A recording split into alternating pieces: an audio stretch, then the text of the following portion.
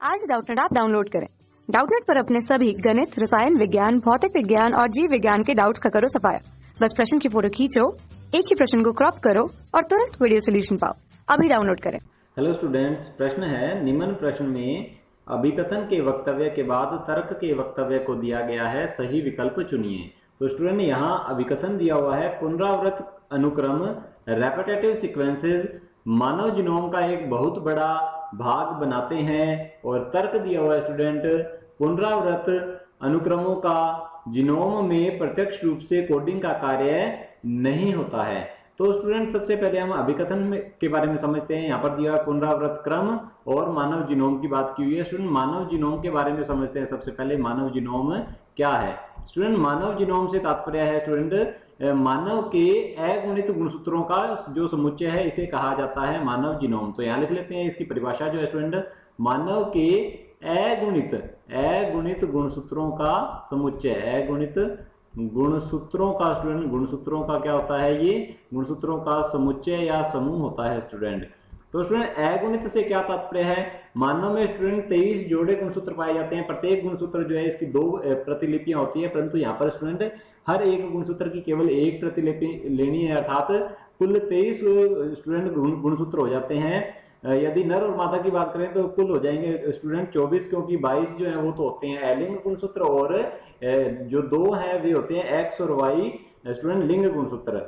तो स्टूडेंट यहाँ पर बात हो रही है मानव के अगुणित गुणसूत्रों का समुच्चय स्टूडेंट, और इसके अंदर मुख्यतः स्टूडेंट गुणसूत्र जो है इसका निर्माण किससे होता है स्टूडेंट्स, डीएनए से होता है। अर्थात हम कह सकते हैं कि मानव का जितना भी डीएनए उसकी बात हो रही है स्टूडेंट्स। तो स्टूडेंट इसमें क्या दिया गया है, पुनरावृत अनुक्रम मानव जीनोम का बहुत बड़ा भाग बनाते हैं।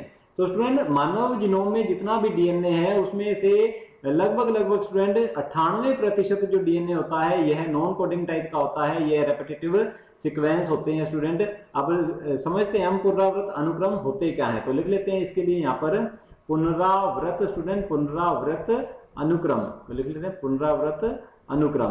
अब पुनरावृत अनुक्रम क्या होता है स्टूडेंट, इसके अंदर कोई ऐसा क्षार अनुक्रम होता है जो कि बार बार डीएनए के अंदर कोई ऐसा क्षार अनुक्रम जो कि बार बार स्टूडेंट क्या हो रहा है, रिपीट हो रहा है। जैसे कि मैं यहाँ पर लिख देता हूं TCA, थायमिन, साइटोसिन और एडेनिन का ये जो अनुक्रम है ये लगातार स्टूडेंट क्या हो रहा है, यह लगातार स्टूडेंट रिपीट होता रहेगा। तो इस प्रकार के अनुक्रम को कहा जाता है पुनरावृत अनुक्रम। जैसे कि मैं यहाँ पर फिर लिख दूं TCA, फिर TCA और फिर स्टूडेंट TCA।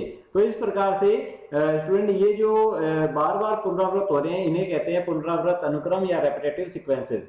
तो स्टूडेंट यहाँ पर जो ये अभिकथन दिया गया है ये बिल्कुल सत्य है स्टूडेंट, क्योंकि मानव डीएनए का बहुत बड़ा भाग जो है इन्हीं पुनरावृत अनुक्रमों से मिलकर बना होता है स्टूडेंट्स।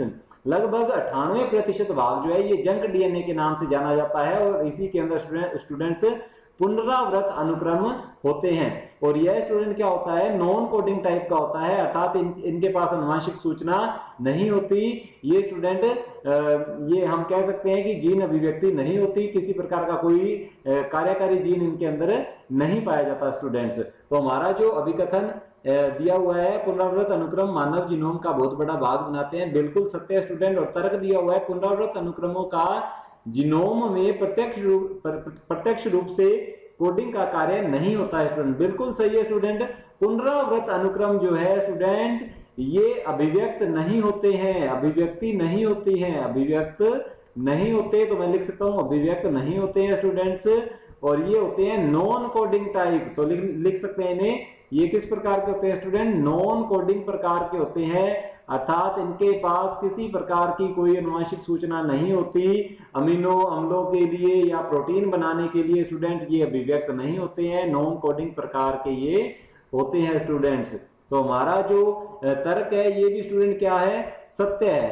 परंतु तर्क जो है स्टूडेंट यह अभिकथन की व्याख्या अच्छे से नहीं कर रहा कि पुनरावृत अनुक्रम मानव जीनोम में बहुत बड़ा भाग बनाते हैं। तो ये क्यों बना रहे हैं, तर्क जो है अभिकथन की व्याख्या नहीं कर रहा है स्टूडेंट। हालांकि दोनों ही सत्य हैं, परंतु तर्क जो है अभिकथन की व्याख्या नहीं करता है स्टूडेंट। तो चलिए देख लेते हैं ऑप्शंस को। ऑप्शन ए दिया हुआ है अभिकथन और तर्क दोनों सही हैं, बिल्कुल सही है स्टूडेंट्स, दोनों ही सही हैं। तथा तर्क अभिकथन की सही व्याख्या करता है स्टूडेंट, ये व्याख्या नहीं कर रहा है, तो ये ऑप्शन क्या होगा, गलत होगा। ऑप्शन बी दिया हुआ है अभिकथन और तर्क दोनों सही है, बिल्कुल सही है स्टूडेंट्स, लेकिन तर्क अभिकथन की सही व्याख्या नहीं करता। बिल्कुल सही है स्टूडेंट, तर्क जो है अभिकथन की व्याख्या नहीं कर रहा, इसको एक्सप्लेन नहीं कर रहा, तो ऑप्शन बी हमारा सही उत्तर होगा। ऑप्शन सी देख लेते हैं, अभिकथन सही है लेकिन तर्क गलत है स्टूडेंट, दोनों ही सही है, तो ये भी हमारा ऑप्शन गलत होगा। और ऑप्शन डी दिया हुआ है अभिकथन और तर्क दोनों गलत है, तो स्टूडेंट्स दोनों ही सत्य है, सही है, तो स्टूडेंट ये भी हमारा ऑप्शन गलत होगा। ऑप्शन बी बिल्कुल सही उत्तर है। कक्षा 6वीं से 12वीं से लेकर नीट, IIT, JEE वो एडवांस के लेवल तक 1 करोड़ से ज्यादा छात्रों का भरोसा। आज ही डाउनलोड करें डाउटनेट ऐप या व्हाट्सएप करें अपने सारे डाउट्स 8400 400 400 पर।